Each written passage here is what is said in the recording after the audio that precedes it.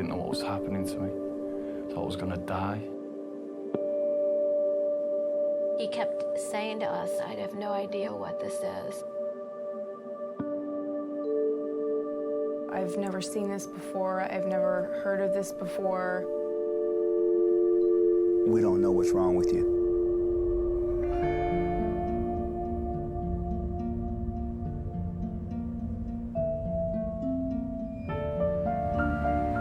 Dark and not seeing any light of recovery.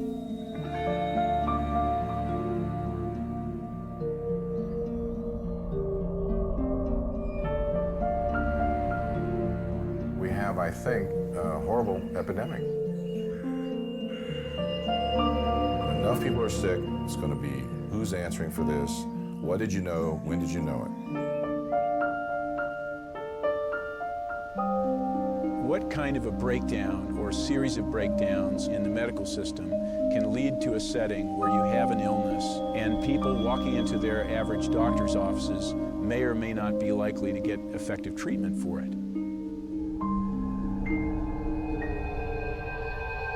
I would never have thought that a bacteriological infection producing the havoc that it produces can become so politicized. The truth can be so brutally distorted. When we moved to where we are now, and people we bought the house from said to us, be careful of Lyme disease, and then we met all the neighbors. Every house, for sure, had at least one case, and many houses had, all of the family had been infected. All of them were sick.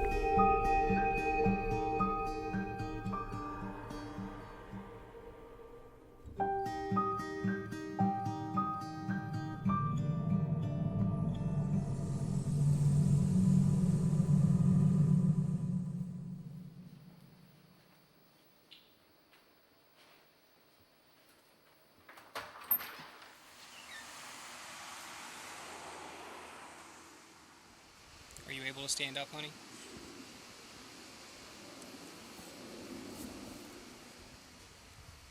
All right, I'm going to shut this off so we can take you back in the house, okay? Good,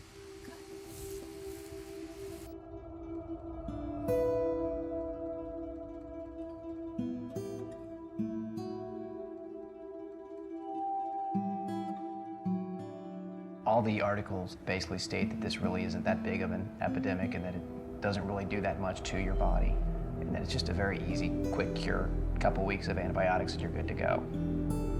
Obviously, those people haven't actually seen what it does.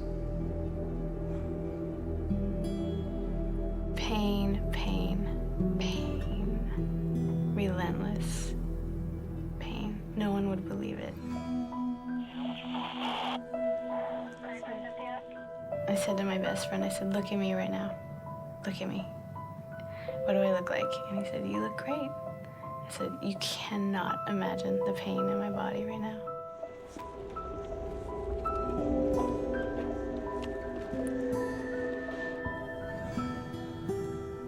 My case was sort of cut and dried. A, I was a park ranger. B, I knew exactly when I was bitten and I saved the tick and brought it to my doctor. C, I had a red rash. And D, I had a rather classic case of neurological Lyme disease with all the usual trimmings. But I brought all that to the doctors, and it took 5 doctors to figure it out.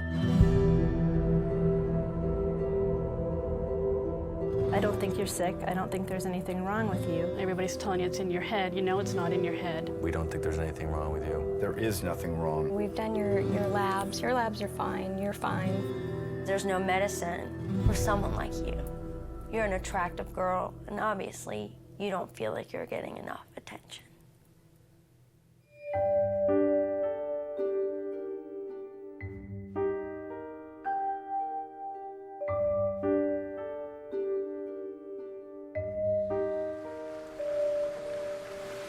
This is my adrenaline now.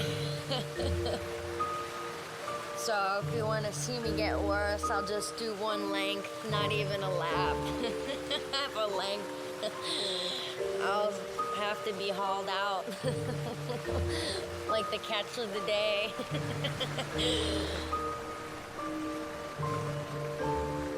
She's become very, very good at hiding symptoms. It doesn't matter how bad she is. I mean, the girl cannot get out of bed, and her catchphrase is, "I'll do it myself." I can do it myself. That's right. I mean, she can do it. I can go grab something in 30 seconds, or she can take 4 hours to crawl across the house, and she will not let me go get it. I know what my bad days are like, and I do my best to try to prevent them. So to know that I could get worse, that's not something I'm looking forward to. The unknown is pretty scary.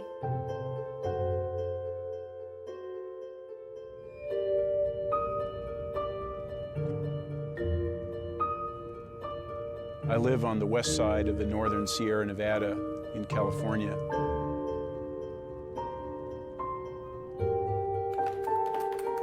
I'm a writer now. I was a park ranger for 21 years until I got Lyme disease and had to quit.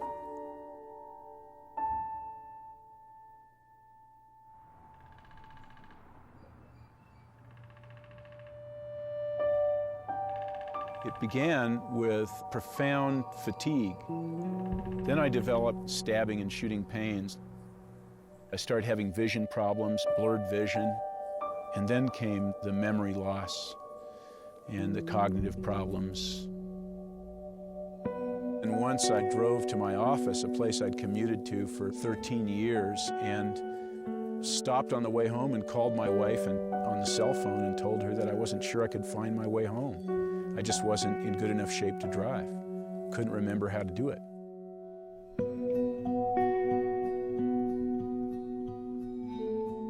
If I hadn't had any kids, I might have killed myself.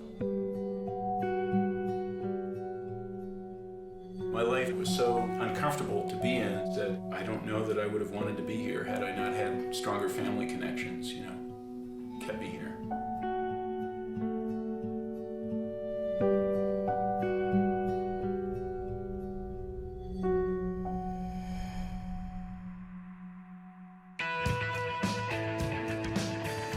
I'm an event producer for U2 shows on tour.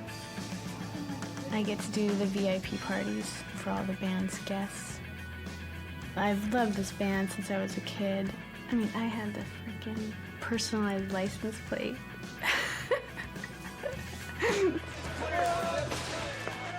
Everybody's in survival mode on tour. It's insane. It's completely insane. The hardest thing is everybody thinks I'm normal.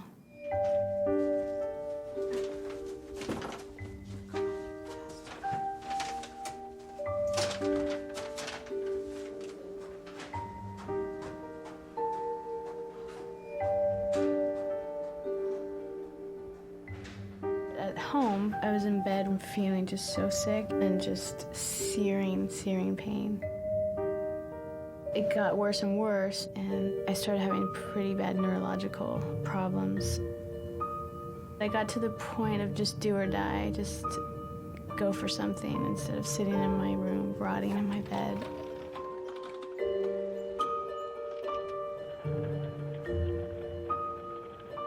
Over the last 12 years, I've been diagnosed off and on with lupus, Chronic fatigue syndrome, Crohn's disease, Fibromyalgia. Lupus, fibromyalgia, MS, fibromyalgia, rheumatoid arthritis. Doctors thought I had ADD. Chronic fatigue syndrome. Chronic fatigue syndrome. Parkinson's disease. syphilis, multiple sclerosis. MS to ALS to nothing. They were pulling anything out of their hat they could think of. Doctor after doctor after doctor after doctor after doctor, misdiagnosing her, putting her on some medication that didn't work, or just thought we were both nuts.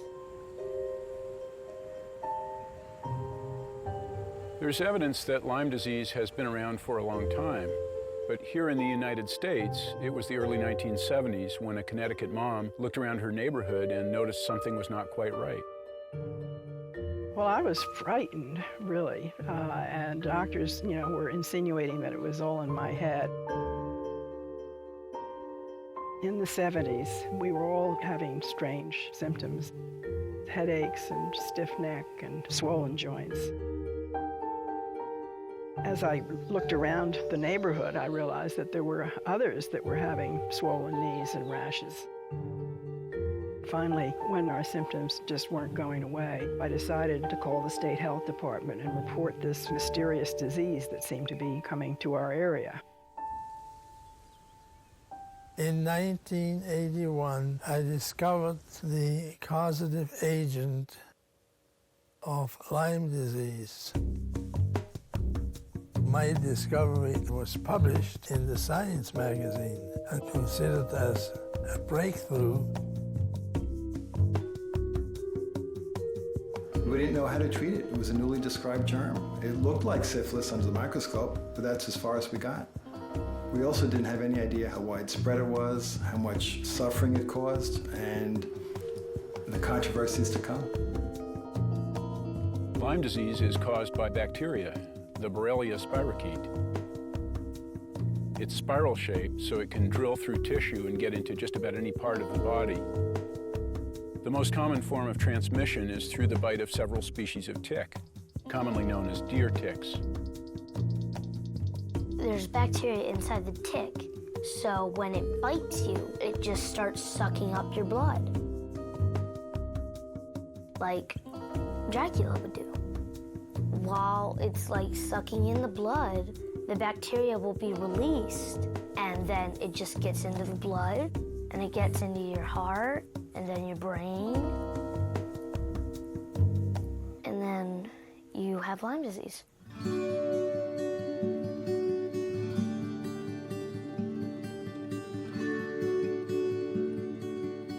It seemed like for everything that I'd read about it that it was harmful, there was always something I'd read about it that said, oh, no, no, no. It's actually very easy to cure. Well, when I saw this doctor, you know, he said, you've got a long road ahead of you. I'm Andy, to you, Sean. To be my husband. To be my husband. To have and to hold. To have and to hold. In sickness and in health. In sickness and in health. To love and to cherish. To love and to cherish. Until death do us part. Until death do us part.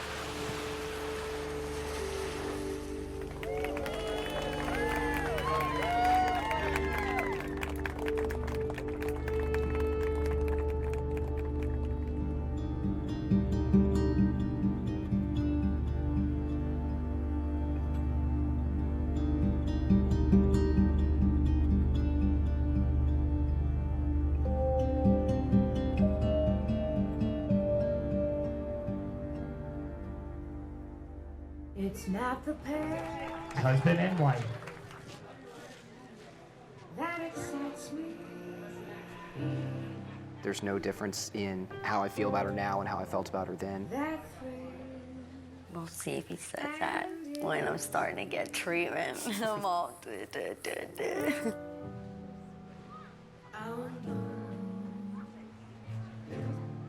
It's just the nearness.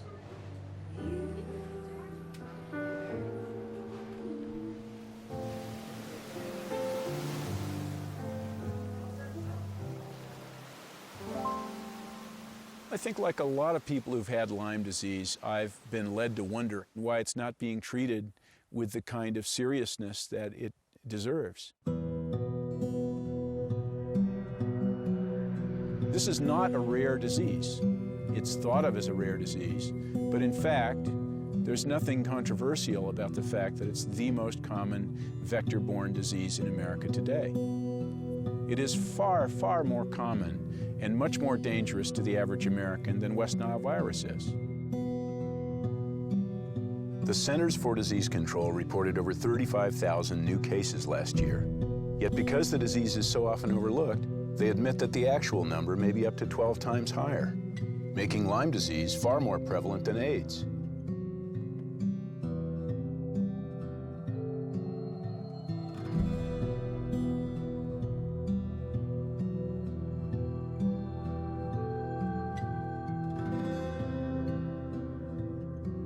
The number of cases of Lyme disease went way up in this country last year, up by 41% to be exact. A record number of Lyme disease cases have been reported in the state of Maryland this year. New cases of Lyme disease are up 50% in Massachusetts. The CDC admits there are at least 10 times as many cases out there. The entire neighborhoods and whole families are being debilitated by this infectious disease. Health officials are now calling it an epidemic. I think there are hundreds of thousands of people out there who have Lyme disease who have no idea they have Lyme disease. There are doctors out there who aren't looking for it. He just kept saying, you don't have Lyme. You don't have Lyme disease. You don't have Lyme. He told me that there was no such thing as Lyme disease in North Carolina. Lyme disease doesn't really exist in Tennessee. You can't have Lyme disease because you haven't been to these areas on Long Island or this area in Connecticut. I've been told it isn't Lyme hundreds and hundreds of times. Are you sure you have it? How do you know you have it? Why do you say you have it? He slammed his fist on the table and said, "Don't talk to me about Lyme anymore." It is a national health crisis that is completely and totally being ignored and squashed. What is going on?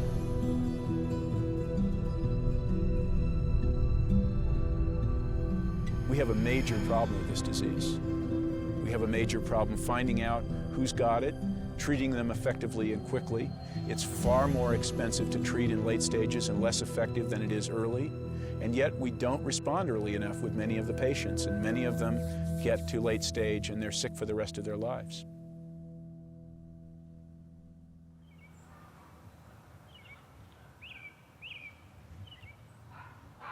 Okay, quiet. No barking. No barking. Okay. I love you, my girl. I'll see you later. I'm a medical doctor with a specialty in pathology. I'm a general pathologist, but I'm doing molecular studies now in connection with my 20 years of researching Lyme disease. The research is something that I do on my own time. Okay, hi, Travis. My lab assistant, Travis. This part of the cellar is mine.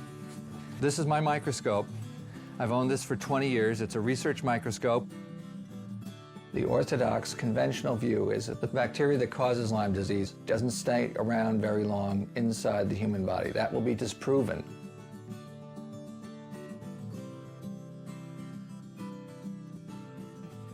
Ellen McDonald is doing frontier research about the role of Lyme disease, Borrelia infection in neurological illnesses. And he's doing it against substantial resistance in the traditional academic community. I'm one man working alone, and time will tell.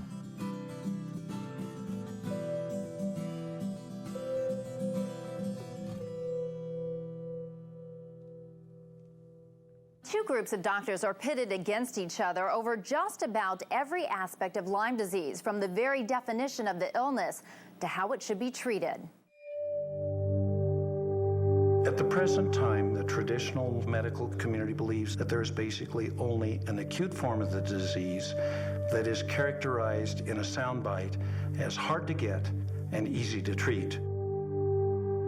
For 10 or 15 years, there has been a second group of Lyme doctors that say, no, that's not true. Lyme disease can be a persistent chronic illness with many different symptoms.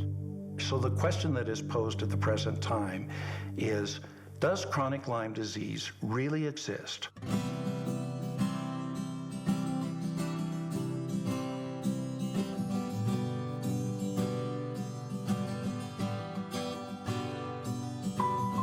We are driving from Orlando up to North Carolina. It's a little over 500 miles, which is the closest spot that we have to Florida that actually has a clue about Lyme.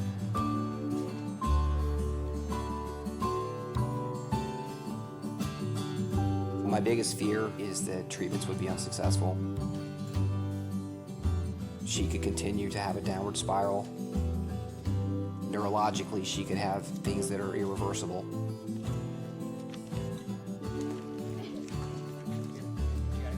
Yeah. Hey. Hey, how you doing?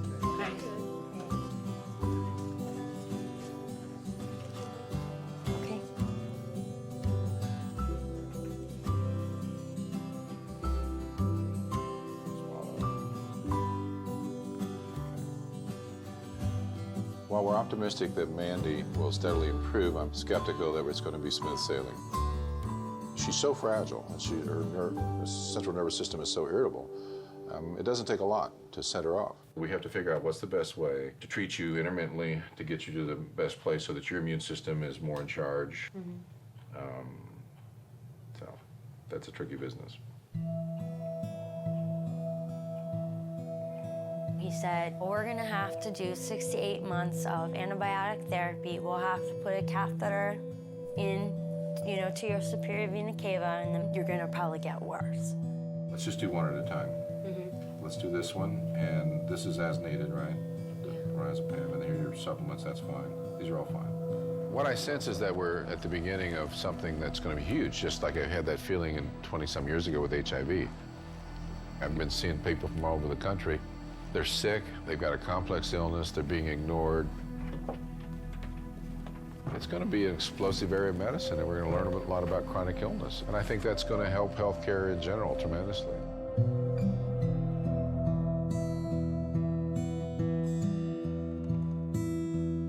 I have seen probably 30, maybe more doctors. 30 doctors, about 15 doctors. I've spent over $100,000 out of pocket. $150,000. $75,000 to $100,000. I was misdiagnosed for 3 years. 5 years, 14 years. 15 years. It's hundreds of thousands of dollars.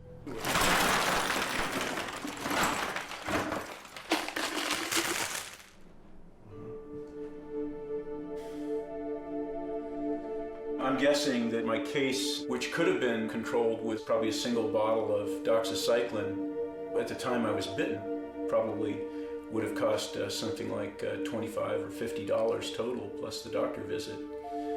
As it is, I'm guessing that my case is now amounted to $75,000 to $100,000.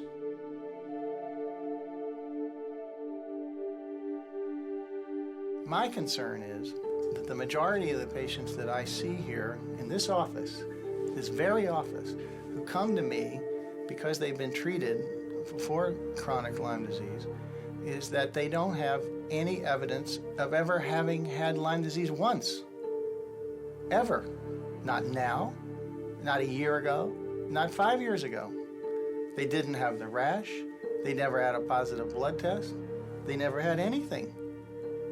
You see, class, my Lyme disease turned out to be psychosomatic. Does that mean you're crazy? No, that means she was faking it. No, actually, it was a little of both. I was originally told at the very beginning that I had a very deep psychological problem. They were telling me it wasn't real.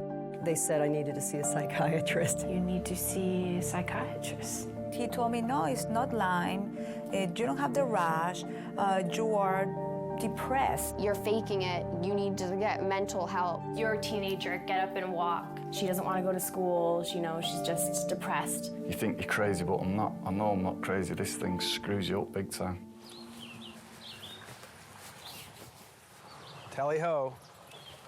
Let the drag begin. But where we are now is a town in Cape Cod, and Cape Cod is considered to be endemic for Lyme disease. Oh, I'm good. This is a male deer tick that we picked up from the ground on our very first 30-second drag. This is a deer tick nymph. This is the second stage. They'll feed on a host for 5 days, maybe, and that's how Lyme disease is transmitted. It just doesn't seem possible that this poppy seed-sized thing is going to make you bedridden, possibly for the rest of your life. Now we're trying for a deer tick female. That'll complete the trinity. And here we are. The trinity is complete. There are 2 females. Let's call them Thelma and Louise. And they're on the hunt. Oh, there's another male. There's another nymph. We get another nymph. So our odds of getting Lyme disease here are going up. Despite years of education, the incidence of Lyme disease has been raised by 40% from last year. It's only going up. This is all tick habitat, everything we're driving by here. And Lyme is turning up in states where it's never been known. I mean, I grew up in this part of the world and we didn't have a problem with Lyme disease that we know about. I'm convinced that in the long run that what we're going to learn is that we're seeing process of ecological change.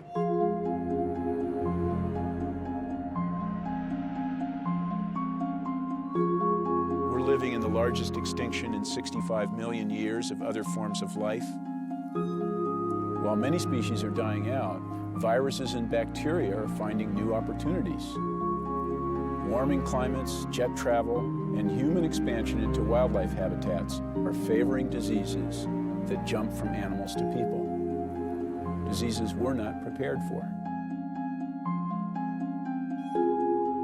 It's possible that years ago the patients were only getting pure Lyme disease, and this might explain why the literature, there's such a disparity, where some people say, oh no, Lyme doesn't look like this. What we're now seeing is these ticks are containing multiple organisms. They're not just containing Borrelia burgdorferi, the organism that causes Lyme, but they're containing Ehrlichiosis, Babesia microti. It's a malaria-like organism. When you get Lyme and Ehrlichia and Babesia and Bartonella henselae, cat scratch fever, and Mycoplasma fermentans and viruses, the immune system gets overwhelmed. I'm not sure years ago all of these co-infections were present as they are now. Now the patients who are coming in to see me are multiply co-infected. They're much, much sicker, and it's because it's no longer just Lyme.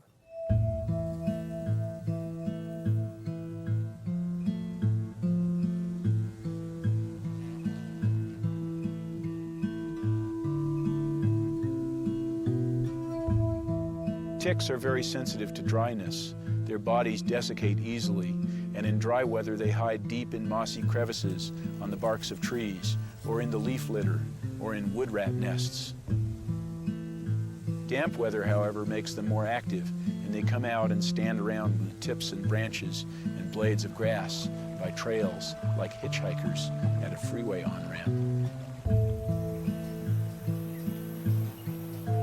I want us to see clearly how things are really going with nature. We have not succeeded in developing any level of independence from it, nor in fact are our bodies in any way independent of it. We've always said, well, you know, sooner or later, some of the damage that we do to the earth can come back to people. But I think at some visceral level, we've expected we could evade it. And I think now maybe some of that bill is coming due, and we're beginning to see some ecological changes that are capable of invading people's bodies. A spirochete is a parasite, like a virus is a parasite. It has to adapt to different environments. So you could have a very virulent disease-producing organism. You could have one that likes to go to the joints and doesn't want to penetrate and cause injury in the brain. You could have one that goes to the skin. One of the hallmarks of the onset of untreated Lyme is a multi-system involvement. Different parts of the body, things changing and moving around.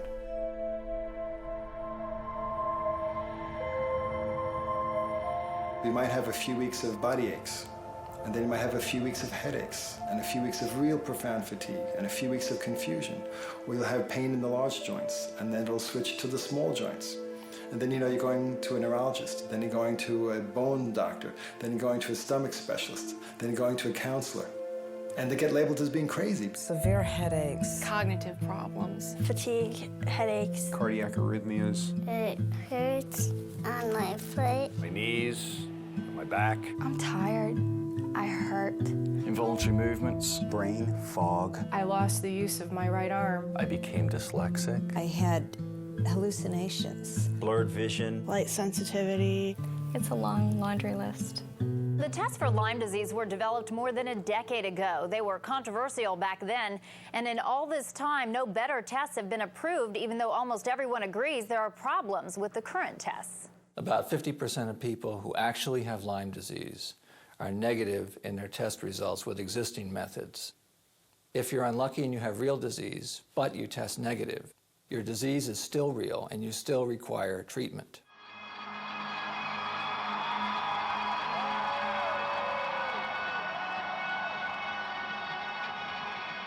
When I got diagnosed with Lyme, I thought, great.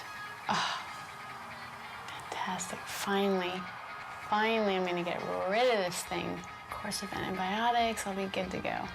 I could never have imagined that it would be this long, with the possibility of being forever.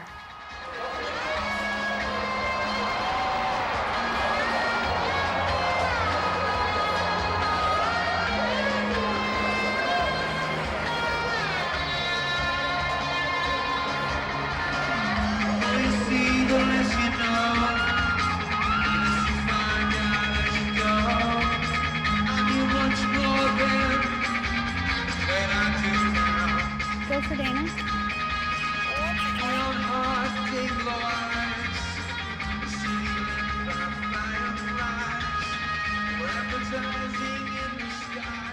I'm very scared of actually when the tour ends because I feel like my body will collapse. I'm a little afraid. You know, I'm definitely going on adrenaline, and the pain's getting worse and worse, and I'm getting, you know, more twitchy neurological things. This is a brilliant distraction.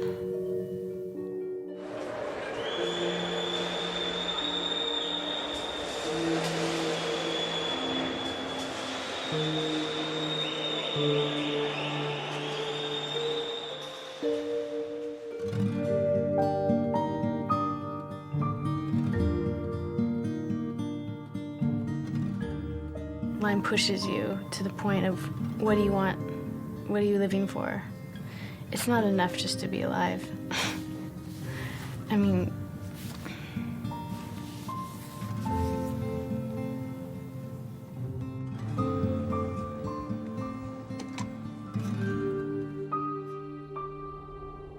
please take me. I can't do this.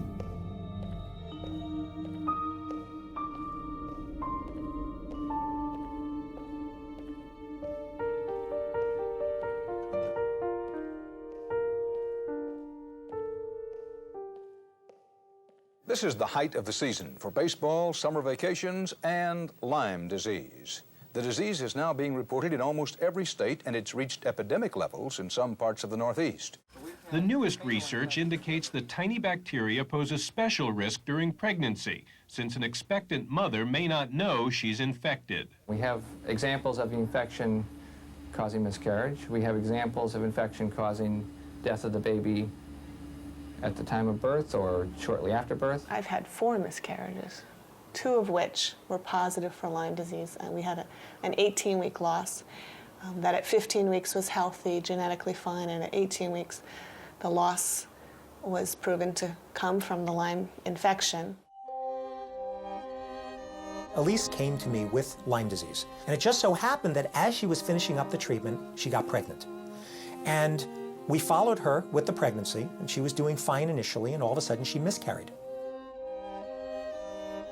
2 weeks later, the OB came back and said, you were right, it was Lyme disease. The baby was infected, the fetus and the placenta were infected, Elise, and concluded that that's what took the life of this baby at 18 weeks. In utero fetal transmission of Lyme disease to a fetus is something that has been of concern to patients and physicians for many years. We've looked carefully at that. There have been numerous studies. There has not been one documented case of congenital Lyme disease. Well, that's nonsense, plain and simple. And it's not only nonsense, there's significant peer-reviewed articles showing transmission transplacentally and at autopsies. It's just nonsense. How could that not be? It doesn't even stand up physiologically. It makes no sense. Trying to have another baby has been very frightening. When I get excited about having a baby, I squish it. I don't let myself get excited because I'm so afraid of setting myself up for that disappointment again. And a day for me is like a lifetime. And every visit to the doctor is filled with fear. Every time I listen to that Doppler come down to my belly, I wonder, is there going to be a heartbeat today? At this point, I have had many women who've gotten pregnant who've lost the baby. Or they give birth to a baby that has Lyme, and the babies don't have, the developmental growth may be off, their IQ may be lower, they may develop seizures or some other type of neurological problem, And it's not picked up because the mother was not known to have Lyme.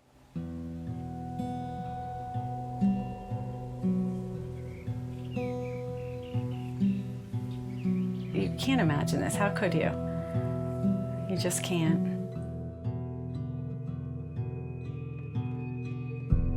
Hi, my name is Jared. Before my Lyme disease got so bad, I was able to talk. Now I have to use a communication device. I wasn't a real healthy pregnant mom with him. Well, in retrospect, I realized that I was sick. I had Lyme disease, and I did not realize that that's what was going on. I knew something wasn't right from the time he was born. I knew it. I kept getting poo-pooed by the doctors. They said, just let him be and it'll all work out. And it didn't work out. Ready? Okay. At age 6, we got the news that he had brain damage, and they didn't really know why. They thought it was something that happened in utero and that the damage was done, and then we were to just keep moving forward. But he didn't move forward. He kept moving backwards. Get your bend, bud. Lyme disease happened to be everywhere around us by then. It was as if every neighbor was coming down with it, and it was like hitting me from every direction, as if, you know, wake up, dummy, you're not paying attention. You know, there's Lyme disease everywhere.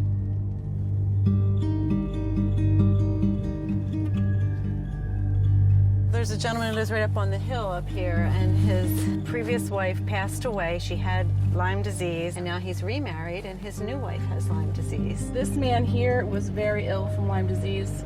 And the house over here to your right, those people had it. And same with the lady that lives here. She has it. I put a lot of faith in the doctors. I believed them. I want to just shake them and say, how many more kids are you going to let go untreated because you're not recognizing what's happening here? I've never seen a child who's had late-stage neurologic Lyme disease.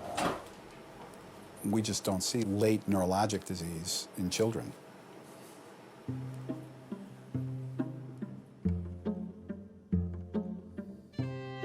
I used to do ballet, and I was in the Nutcracker a bunch of times. That time of year was always really crazy and running around, going to rehearsals and stuff, but I loved it.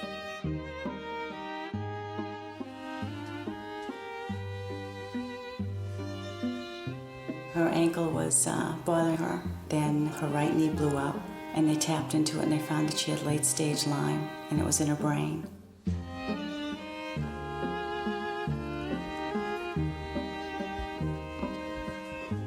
She just went downhill very fast. All of a sudden, she couldn't pick up a knife, pick up a fork, couldn't write with a pencil. And this all transpired in the time frame of overnight. They insisted that she's making it up and that she was going to have to go on psychiatric medication if she didn't stop it.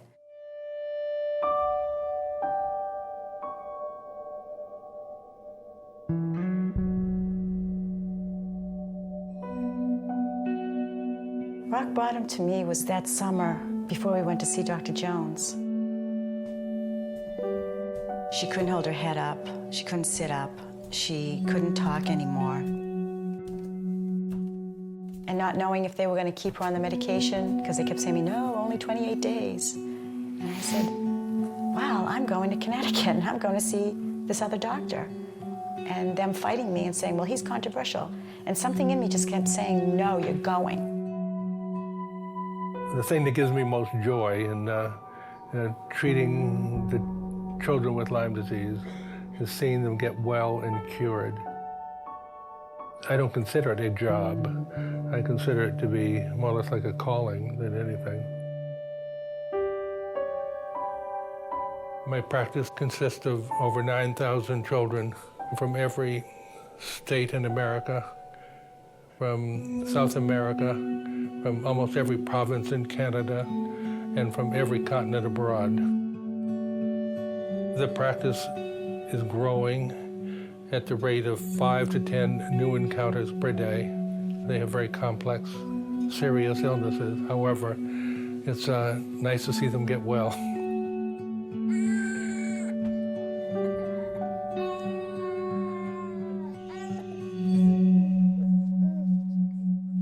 Some of the Lyme literate physicians feel that one can diagnose Lyme disease on clinical grounds alone, not necessarily relying on any laboratory data. And then furthermore, long-term antibiotics are the right treatment.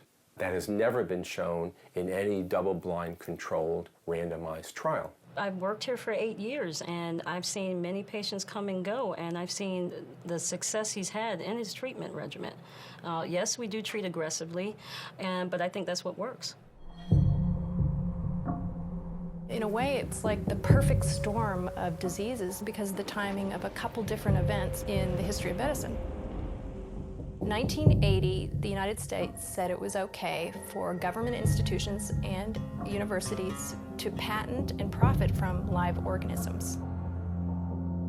So the Lyme disease organism was discovered in 1981, and all of a sudden there was the equivalent of an Oklahoma land grab, people looking under their microscopes, patenting pieces of the organism. So the people that are credited for being the Lyme disease experts no longer shared information about a new, really dangerous pathogen. They hoarded the information because they wanted to protect future profits. You have professors, especially in the biosciences, are trying to take their discoveries, often made on the federal nickel, and take them private. They patent them, they start firms. What's commercializable is driving the research agenda in too many cases, not what's medically necessary and what's medically useful. The other thing that happened was the rise of managed care. Insurance companies and HMOs realized that if they can get researchers in universities to define diseases and write guidelines for diseases a certain way, then they could help manage the escalating medical costs.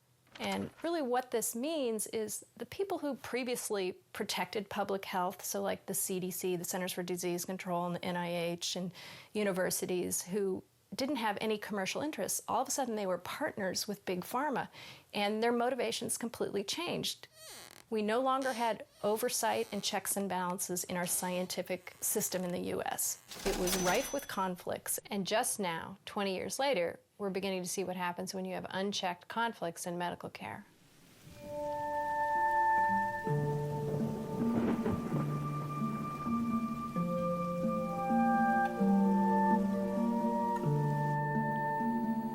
Okay, today is July 5th, and Mandy's having a little bit of an episode.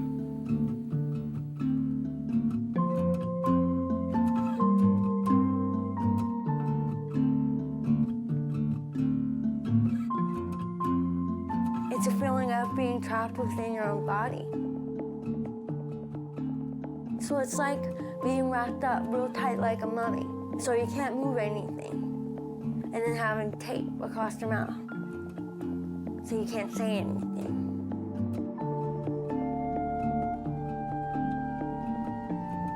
But reality is, you gotta kill them. You gotta kill the little bugs, because they're taking over. No, I was okay. I was adapting my life to what was going on. Now I want it back, so it's a war.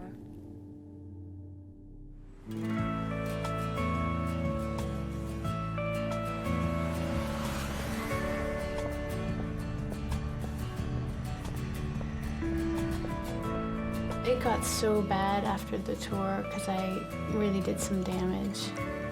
Wasn't willing to admit it to myself or anyone. I'm in Seattle to see Dr. Klinghardt, one of the foremost specialists on Lyme disease. This is great. I feel horrible. It's perfect. He's the one that I respect the most. He's the one that I trust. I've purposely not let myself fall into the whole trap of doctor after doctor and treatment after treatment because I'm waiting for the right one. You guys ready? Come back, guys. This guy.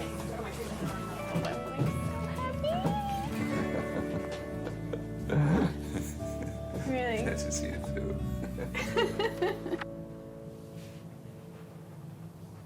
So talk to me first. Give me all the information I need to be a better doctor to you. So how do I explain 7 years of... Okay, so you've been ill for 7 years. Yeah. How old are you now?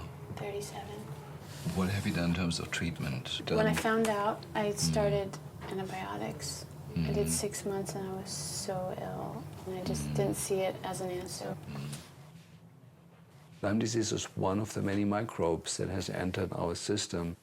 And I feel as a physician that things are getting to a degree that's serious. We're watching other mammals die out and kind of think, well, I'm glad it's not me. However, as our environment becomes increasingly polluted, so do our bodies. And then will grow the bugs in us that are not compatible with human life anymore. So you have a tremendous amount of inflammation in the gut.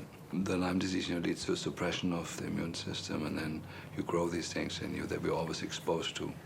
So I'm just going to first do just a few neurological tests on you. So you have a little bit borderline Babinski reflex. There's an upper motor neuron sign. It means you're sort of that significant levels of toxicity in spinal cord or brain, which is a way for me to stage how close you are to possibly developing like a more serious thing like MS. You know, older people often get Parkinson's after they've had undiagnosed Lyme, you know, or Alzheimer's. Younger people tend to, especially women, tend to get MS. That really struck me today, how much I've been in denial of this illness. I mean, and I've been feeling really twitchy and just shaky, a lot of neurological stuff that it's like I can't deny it anymore. It's becoming very visible, so I think I'm just in time. You know, there's a warning sign. This is not a mild situation. You're sort of like, you have to do, within the next few months, you have to resolve the issues that you can resolve. You know? You have to promise that to me. I'm ready. Yeah? Yeah. It feels like just emergency. It's just a panic in my body that I've learned to just walk around with. Yeah, this is Dana. I am moving into 314. I finally feel like I can let go of it and give it to somebody else to take. There's someone to take my hand and get me through it. I really felt like that today. I can't believe I moved to Seattle. This is so crazy.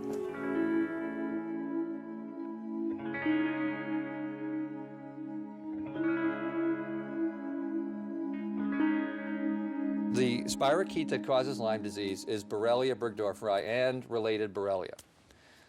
The model that I have used to try to understand all of the possible things that Lyme disease can do is the syphilis model. Stokes, Modern Clinical Syphilology, 1945, W.B. Saunders publisher. It gets into every organ system of the body, and there are chapters on manifestations in the skin, manifestations in dead babies, manifestations in the bone, manifestations in the brain, and particularly dementia, because dementia and syphilis was general paresis, and general paresis is as close as you could come to a carbon copy of Alzheimer's disease. The diseases are exactly the same. If a spirochete, syphilis, could cause dementia, why couldn't the Borrelia spirochete, over a long, long, long period of time, cause Alzheimer's disease? I extracted DNA from 10 Alzheimer brains that came from the Harvard University Brain Bank. These are the Harvard brain DNA extracts in this tube. Using molecular methods, I was able to find the DNA of the spirochete, which causes Lyme disease, in 7 out of 10 of the Alzheimer brain specimens that we received from Harvard. That's incredible.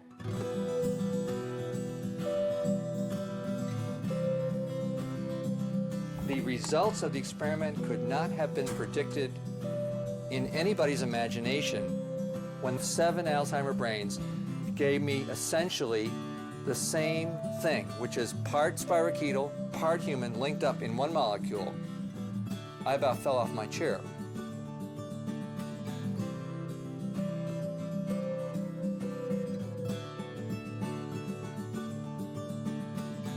If my dream comes true someday, that will redefine the practice of medicine. That will redefine the lives of millions of people. Since spirochetes are the cause of neurodegenerative diseases and syphilis, could it be that this spirochetal infection, Lyme disease, is partly or wholly responsible for some of the neurologic degenerative diseases we face in this century? Alzheimer's, Lou Gehrig's disease, Parkinson's disease, multiple sclerosis.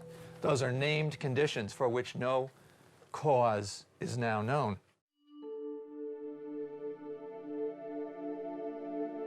We never had in the last 5 years, a single MS patient, a single ALS patient, a single Parkinson's patient who did not test positive for Borrelia burgdorferi. Not a single one.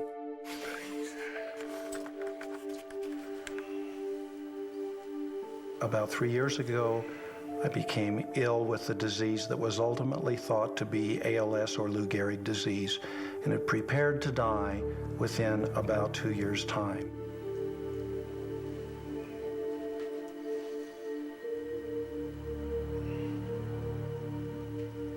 My neurologist tells me that I was progressing so rapidly that without the diagnosis of Lyme disease and antibiotics, I would have continued to decline, losing strength, eventually becoming bedbound, eventually unable to talk or swallow or breathe, and would have died in a matter of a couple of years, just like anybody else with ALS. So I was started on high doses of intravenous antibiotics, only to see what would happen with no guarantees. To our amazement, within a month, my energy improved, so instead of being exhausted in an hour, I could be up and about and active for 4 or 5 hours. We're now 2 years out, and I find that if I go off of the antibiotics, I lose stamina and I'm not yet back to my full self. But the change is absolutely dramatic.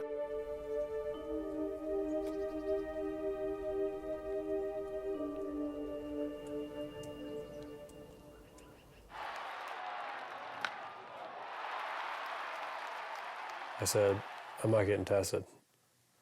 I said, there's no way.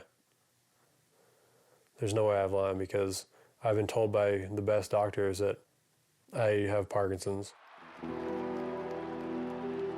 My name is Ben Petrick. Baseball is kind of like my life. I went from being a gifted athlete to, there's times when it's hard to put a shirt on.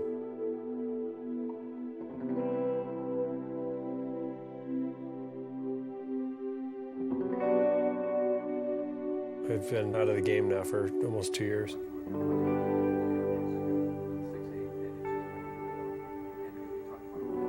When you're diagnosed with a disease like Parkinson's, it's like a slow death sentence. That's kind of what you feel like. There's no cure for it. It's just kind of a slow deterioration of your former self.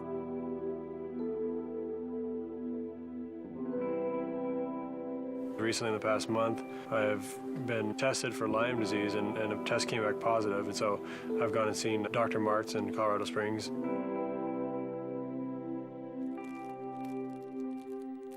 We're scared. My wife and I are sitting there going, do we want to do this? Because they're talking about sticking something in my vein that's going to go into my big artery, it's going to go into my heart. I'm going, what? So, I said Dr. Martz, and Dr. Martz is phenomenal, and his story is just miraculous. And I said, should I do this? And he said, Ben, if you were part of my family, I would chain you down and not let you leave here until you have this done.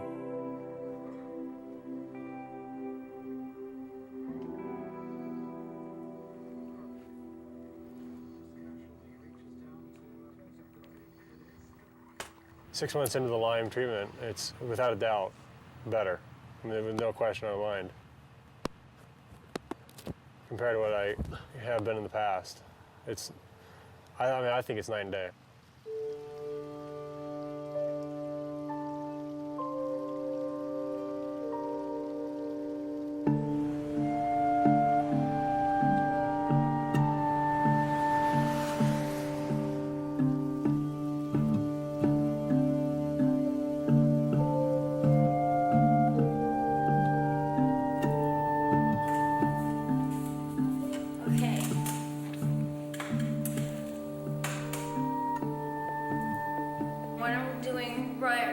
Right now is sitting in my wheelchair.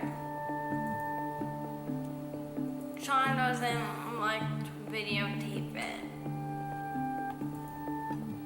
So we've gotten a couple tips about that because I think it's important for other people to see this. There are times when I feel like I need to get away. Not that I'm trying to run away from her, but that... It's too much.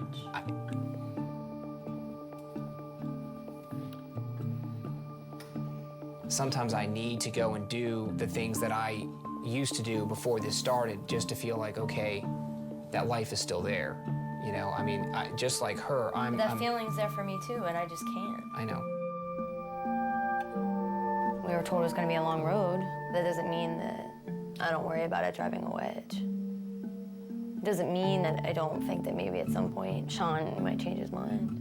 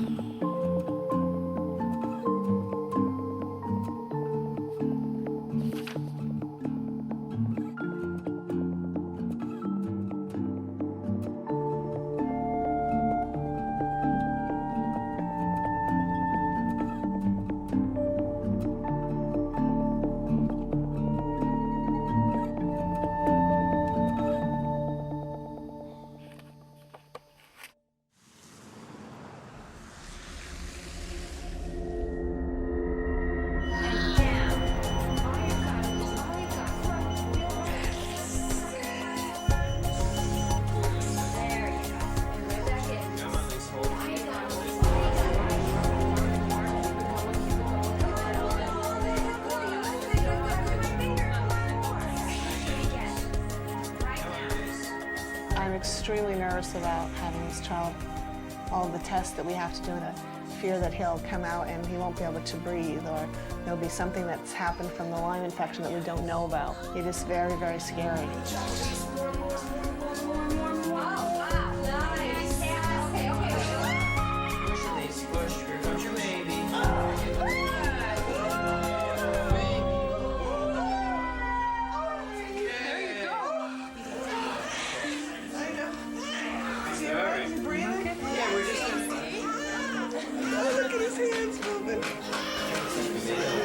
Sent us sample. Here.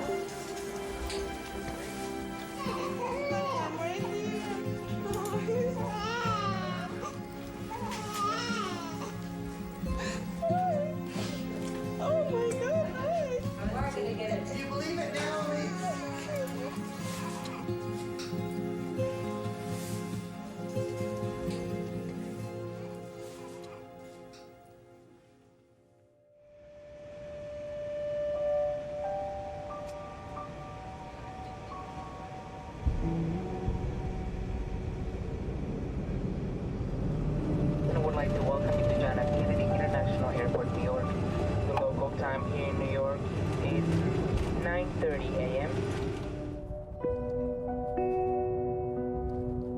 Well, here we are in East Hampton, New York, a place I probably never would have seen if I hadn't gotten Lyme disease. I've come here all the way from California to see one of the top Lyme specialists in the world, and I've been coming here for the last 4 years.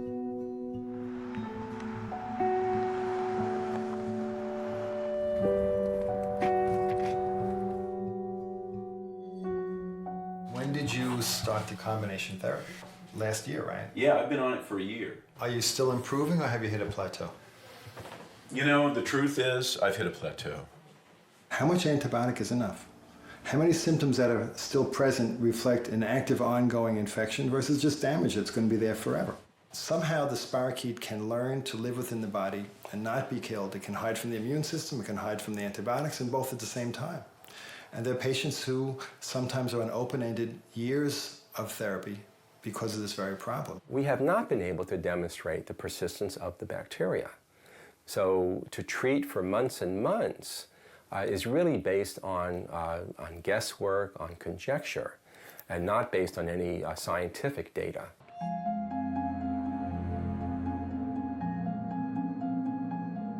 This disease, it's taken over my whole life. It's been a horrible journey. Every day driving home, I would think of driving a car off the road or something like that. I said to my mom, you know, it would be okay with me if I didn't wake up this time. I said, God, take me home tonight. It was not even a request, it was a demand. What's gonna happen to me? What's gonna happen to me? I don't wanna die. I am scared. I'm very sad because I don't know what to do. I'm going downhill, gradually down, down, down, down, down. The worst part is knowing that you're just not a normal person.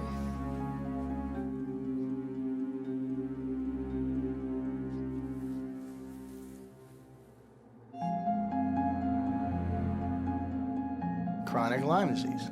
It's kind of the disease du jour. There's no evidence that I can find to support the concept that there is a chronic Borrelia infection after treatment. That kind of situation has been referred to as post-Lyme syndrome or post-Lyme symptoms. Those symptoms may be due to the aches and pains of kind of daily living.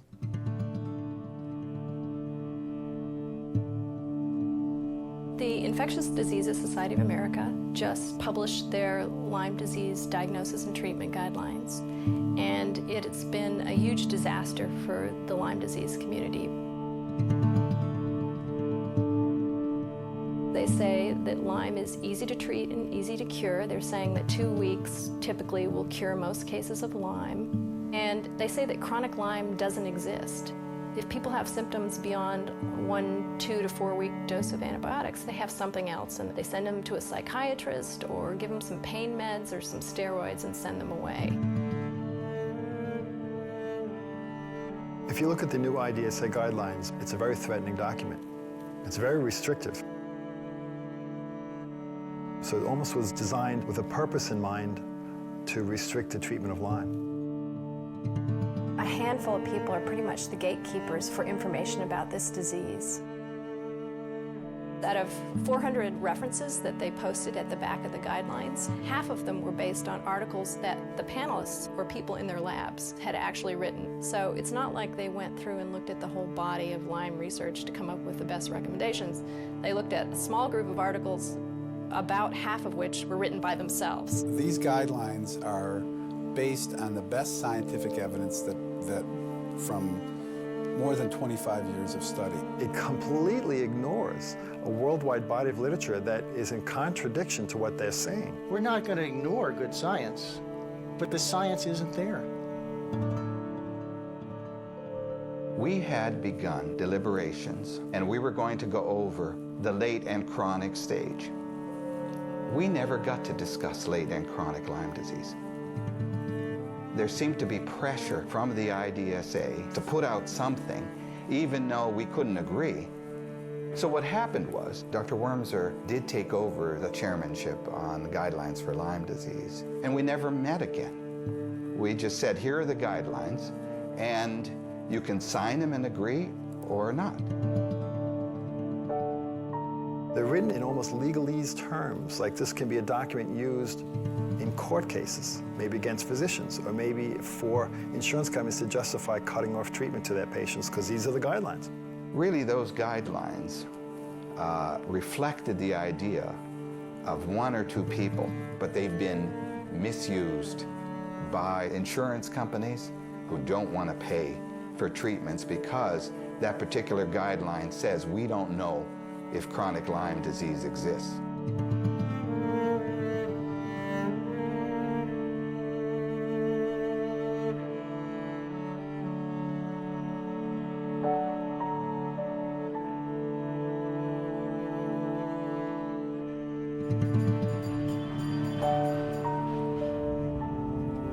Well, the insurance company has refused to pay $10,000 worth of bills having to do with my trips to see Dr. Burscano.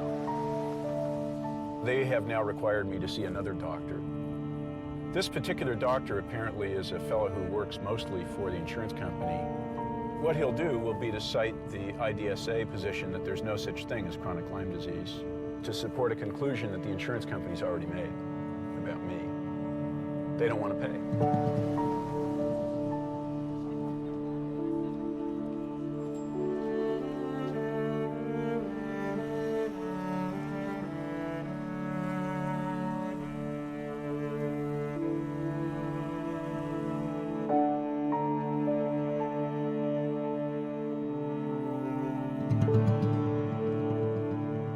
Rather than make the assumption that 2 to 4 weeks of antibiotics is enough, where did anybody get that idea from in infectious disease? Tuberculosis is not treated in 2 to 4 weeks. Hepatitis, a year to treat that. HIV, indefinitely. So we're not talking about new concepts. We're talking about concepts that have not been, for whatever reason, applied.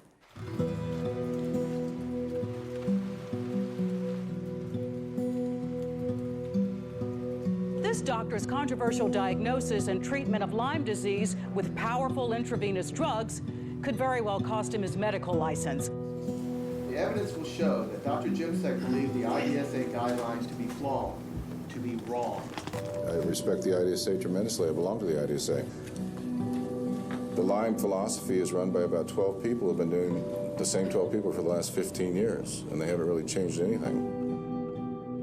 I tried to influence the IDSA through a series of letters with the president and the chairman of the guidelines committee.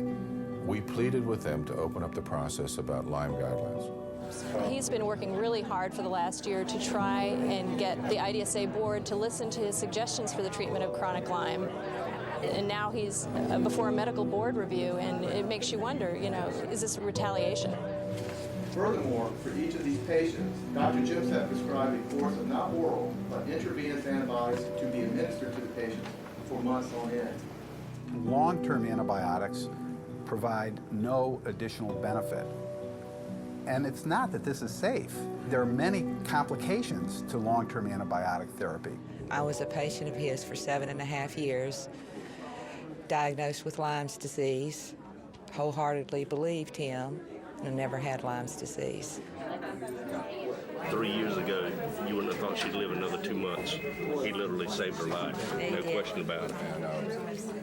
If I hadn't seen Dr. Jemsek, if he wasn't available, I don't know that I'd be here talking to you. If Dr. Jemsek doesn't get cleared, there's a message that's going to be sent to the other doctors in North Carolina that it's not safe to take a Lyme patient on and treat them. We can't have that happen. I don't know what we would do. It is difficult for doctors who want to stand up and help these patients because it is a political disease and an economic disease as much as it is a bacterial-borne infection. My office was stormed by the Board of Nurse Examiners. I got a letter around 2000 saying that I was a subject of an investigation. A complaint went in from a physician to the Virginia Board of Medicine stating that I was following unusual practices in treating Lyme disease patients. Here we are in Raleigh, North Carolina, and we're on day 2 of the Jemsek trial. Oh, we're going. Dr. Jimsek's license is suspended for 1 year, stayed, and the conditions to be determined. That concludes the hearing in this matter. A Charlotte doctor must surrender his medical license for the way he treats Lyme disease. Less than an hour ago, the state medical board ruled that Dr. Joseph Jimsek acted inappropriately when treating some patients. The board suspended his license for 1 year.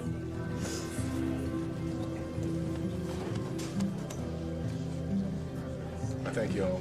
Thank you. Thank you. Thank you.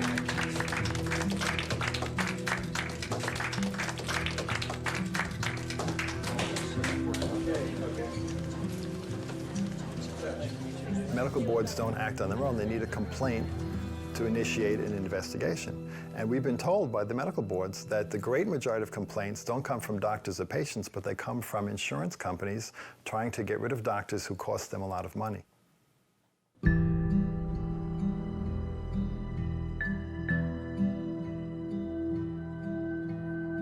There has been for many years a controversy within the medical community about how best to diagnose and treat Lyme disease. We allege that Dr. Jones prescribed an antibiotic to a patient he did not know and had never examined. As a mom, my kids were sick. I left no stone unturned. I finally found somebody that recognized what their problem might be. It was treated, in my opinion, appropriately, and my kids are better now because of it. This whole thing is kind of ridiculous, I think. It was really nothing more than a witch hunt on behalf of my ex-husband. He called me and he said he was going to lodge a complaint against every doctor that I took the children to unless I agreed not to bill him for half of the medical care. How could my dad have done this? He used to go, "You don't have Lyme disease. Dr. Jones is just making it up so he can get money." And I thought, you know what? No, he isn't, because I was always sick. And then when he told me and my brother and my family that we had Lyme disease and we got treated for Lyme disease, we got so much better. Did you testify contrary to Dr. Jones's opinion in a criminal case in the last several years? Yes. Did you ever call him a nut in public?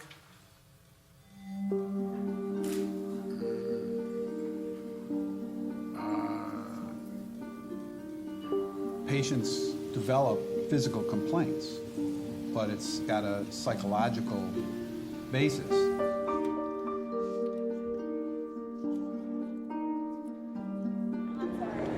Dr. Jones is the best pediatric Lyme doctor in the United States. So the implications for me is that if my son's Lyme comes back, or if we contract it again, then you'll be taking away the one person that can truly help us. What kind of response would you get if this was a kid with cancer? Everybody and their mother would say that this is inhumane. Dr. Jones is not the heart of the problem. I think the opposition, they're going to use him as an example if they can, perhaps to frighten other doctors so that they won't want to get involved in care. I was reviewed by the investigators for 4 years. As long as I'm not too well known, it's okay to do what I do, but if I would become very well known or very outspoken, I think that I would probably lose my medical license. It got to the point where I would tell people, don't tell the office you're coming in because of Lyme. Just leave us alone. Just let us do our work. If you don't want to treat that stuff, that's fine. But you can't make it go away. It's not going away. Dear Lord and Heavenly Father, thank you for this meal and help it nourish our bodies and help us advance your kingdom. And just let the truth prevail from it, Dr. Jones, and help him help others. In Jesus' name, Christ, amen.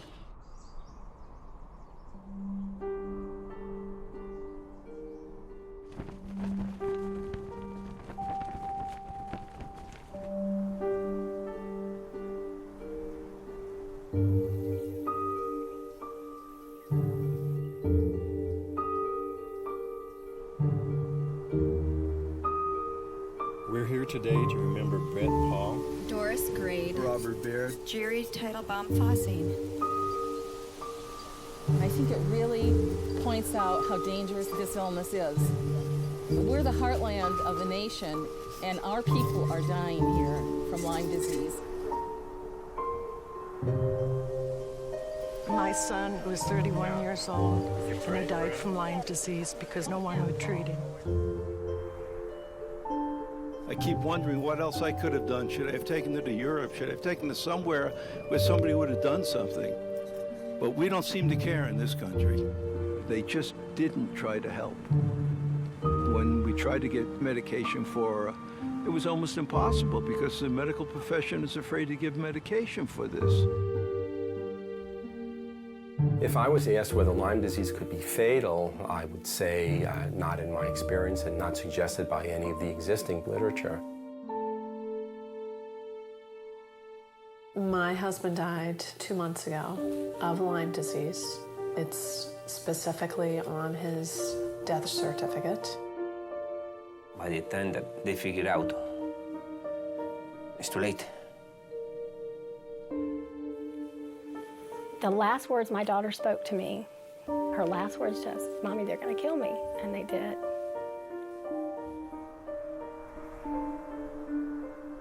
I am one of the many that will speak for her now. She shouldn't have had to die. I'm angry at the fact that there's nobody there to help me. I'm angry at the fact that this disease is being ignored. I'm angry at the fact that there's a Hippocratic oath out there that these doctors are supposed to heal me, and they ignored me. And they put a price on my life which was nothing. Nobody was there to help me. And instead, they blamed it on me by saying it was all in my head.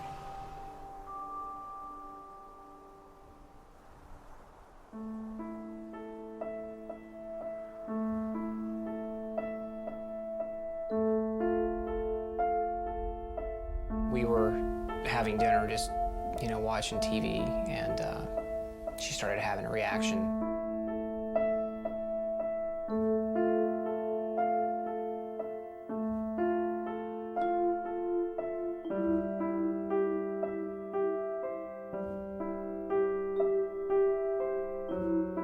It was a mild seizure at first, and it progressively got worse.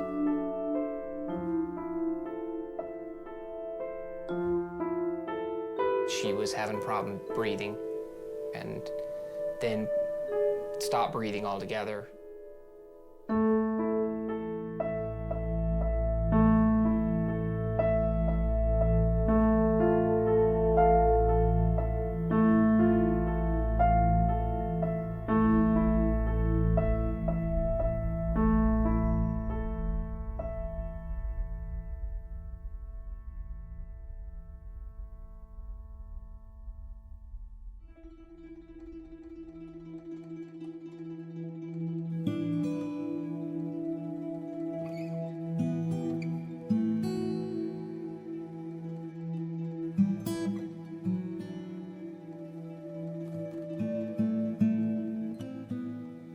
The first doctor that we met with, first statement was, "Lyme doesn't do this, that's not what you have."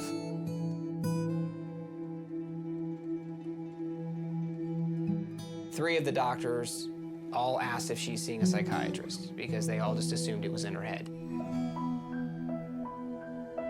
My body had been losing ability for a long time. Cognitive function, physical ability to do things, and I'd been keeping it down, working around it, adjusting my life. So, you know what? I don't want to hear it.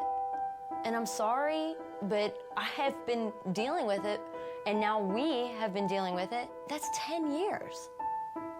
That's a long time to be patient. I mean, it's frustrating to hear doctor after doctor after doctor say either A, Lyme doesn't exist, or Lyme doesn't do this, or, well, what you're experiencing isn't Lyme. It's almost like they've been trained or programmed that this is what they're supposed to say.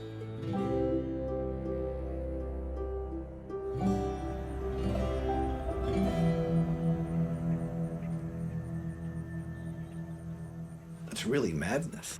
There's something wrong. I don't hear it in any other disease, never heard it in my life.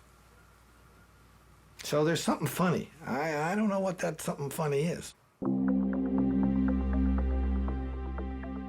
Attorney General Blumenthal of Connecticut has taken the historic move of starting an investigation into the panel members who wrote the Infectious Diseases Society of America Lyme treatment guidelines. He believes that they have conflicts that may be corrupting their advice. Our investigation concerns whether the antitrust laws have been violated, purposefully or not, by these guidelines. They may restrict consumer choice with tremendous implications, not only for patient care, but also the economics of insurance coverage. Ideally, authors of medical guidelines should have no financial conflicts when they make their recommendations. But if you look at the current IDSA guidelines authors, 6 of 14 of them or their universities hold patents associated with Lyme disease or its co-infections. 4 of the 14 have received funding from Lyme or co-infection test kit manufacturers. 4 have been paid by insurance companies to write Lyme policy guidelines or serve as consultants in legal cases.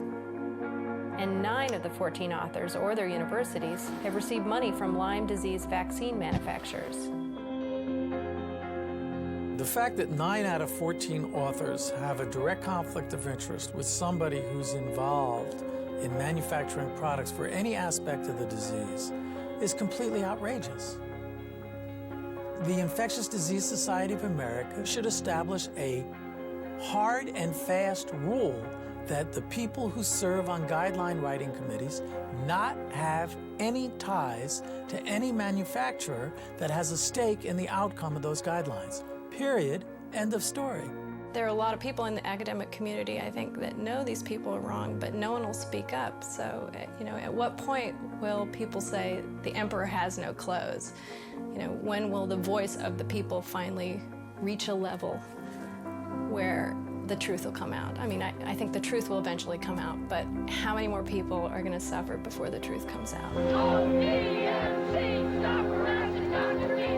As citizens, we ought to be astonished and alarmed.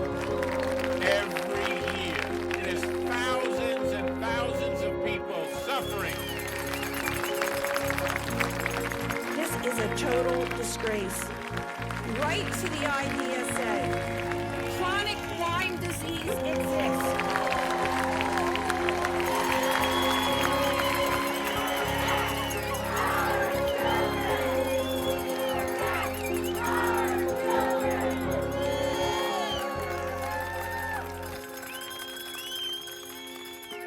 Good afternoon, everybody.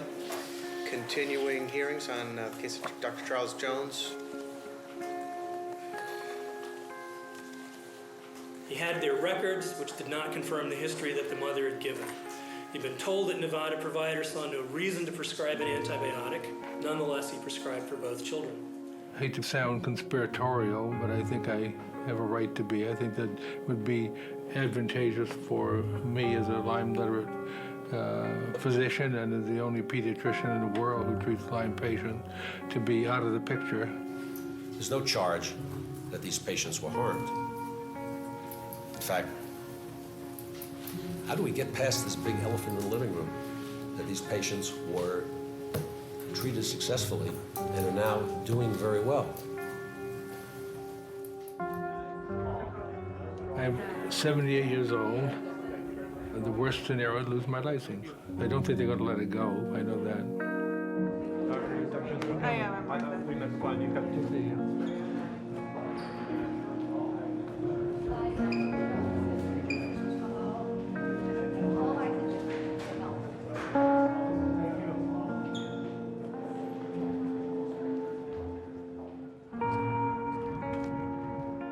We all love Dr. Jones. He's like a father to me. If they succeed in taking his license away, I just don't feel that he's gonna feel like he needs to be here anymore. And that's very sad to me.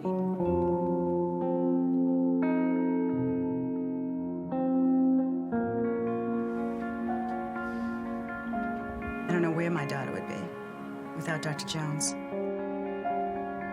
We call him the Lyme Pope.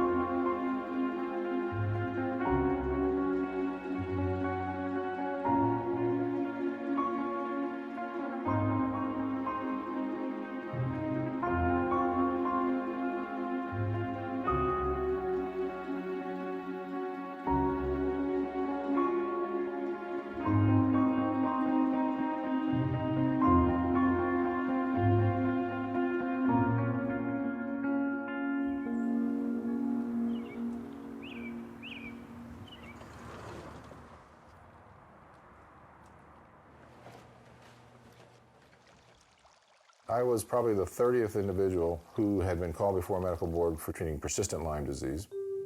They decided to suspend my license with stay, which means that I was allowed to practice, but the damage was done. Within a few weeks, Blue Cross Blue Shield in North Carolina canceled our contract, and then they sued me for $100 million. Financially, I've lost essentially everything. I've lost my clinic. I've sold the building. In a couple months, I'll be closing the practice.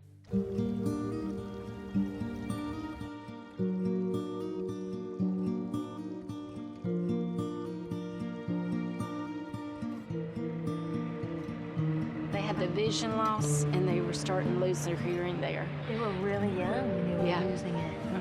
Christy, my oldest child, died 6.5 years ago from Lyme disease. She was 19 years old. Courtney is 25 years old. Can you say doctor? Say doctor. Doctor.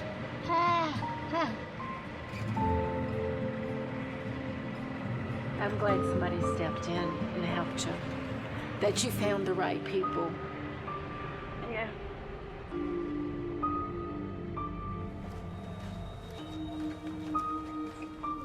Hey, sweet. Good, how are you?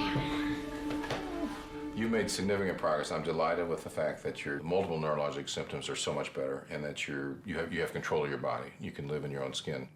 From someone who came unable to swallow and you know, an altered bedridden, altered sense of smell and uncontrolled tremors and seizures and couldn't stand up and gosh. I'm looking good. You're looking good.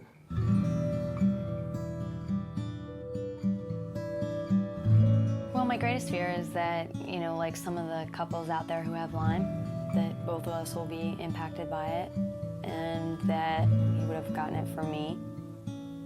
You know, he's complained about a lot of aches and pains. I'm not old, but I'm getting older, and there's things that I'm feeling that probably happen to everybody. Like one of my eyes right now, I gotta go to a vision guy because one of my eyes is blurred out, and I've always had 20/10 vision.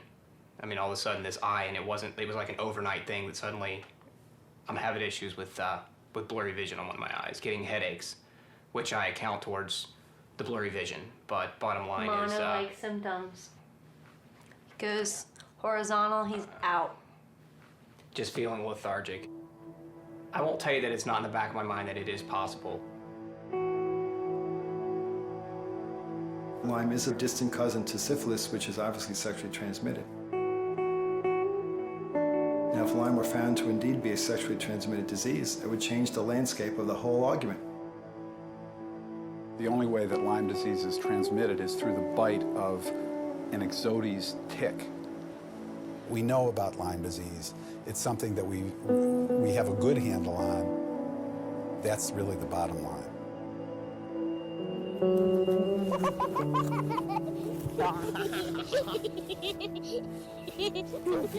Jared is a very happy baby. He just wakes up happy, laughs all day, giggles. He just loves life.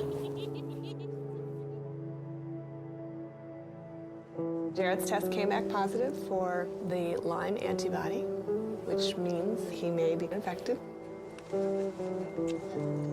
He may end up getting very sick someday because of it. But we're very lucky right now. He's doing well.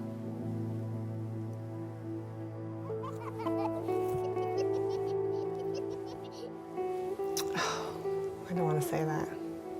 I don't want to say he has Lyme disease. I don't like to use that term right now. Not yet.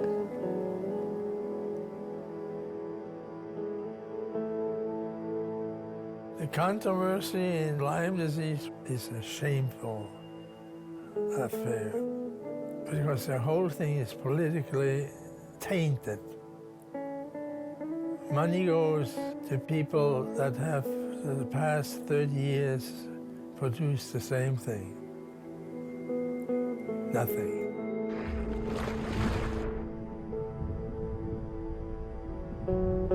Lyme disease is a significant disease we don't have a cure for. And that we don't have accurate testing, that should scare people. So how do you know if you have it? How do you know how to fix it? How do you know what to do? And that it even has to come to that is scary. Dr. Biorstano, good luck in whatever you do. You're a wonderful doctor. Well, recently I decided to close my practice. The political climate for physicians treating Lyme is very difficult nowadays. This is a doctor who was hauled before the New York's Medical Review Board, I think on 2 occasions, and threatened with removal of his license. You know, I look at these charts and I think of the people who've gone blind. They've lost their hearing. They are in wheelchairs. I mean, it's terrible. And especially because so many of them, it could have been prevented if they were properly treated in the beginning. That's what kills me. Man, it was such a waste. Look at all this. Such a waste of people's lives, of money, resources, time. And all it takes is knowledge.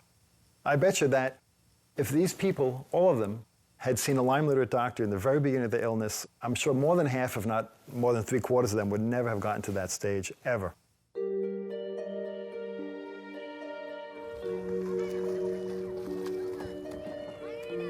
Lyme can go in so many directions. There's the people that are hit really hard, that are actually crippled and handicapped and very visibly ill. And then there's people like myself that, you know, are invisibly ill, like the walking dead. Now there is a possibility of getting my body back. I'm feeling the best I've felt probably in years. I feel like my brain is back. I have more energy. You know, I feel much clearer. This is the first bit of hope I've had. Real hope, and for this whole time. It's almost like I started building a bridge to the other side, and I'm kind of was going that way. And now I'm looking back like, oh, I'm gonna go walk back into my body and start again. It's daunting.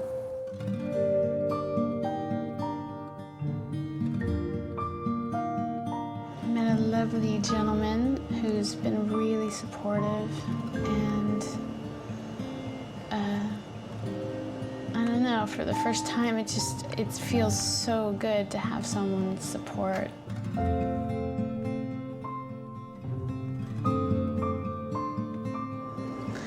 I don't have to go it alone anymore.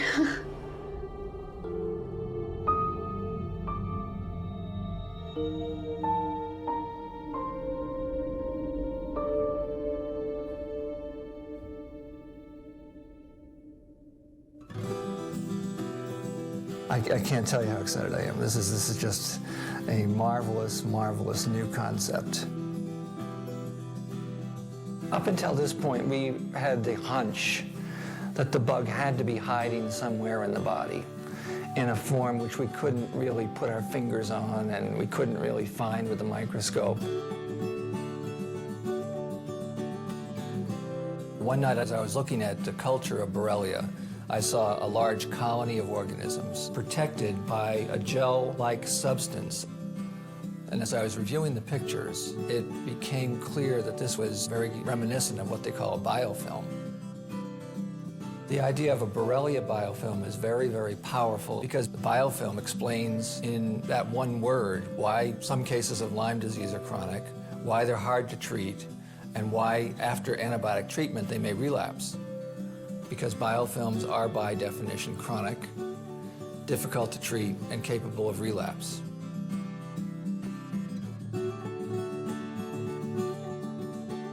It's absolutely revolutionary. The major medical journals have published that chronic Lyme disease is not real and it's a psychosomatic condition. The biofilm model dismantles that entire argument.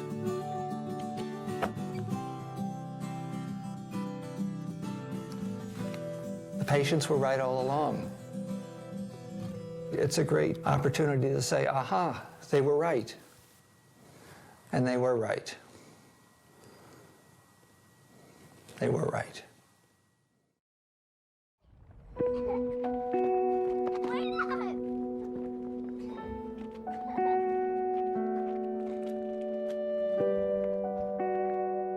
This disease nearly destroyed my life. It got really bad. It got really bad. I'm back. I'm glad to be here.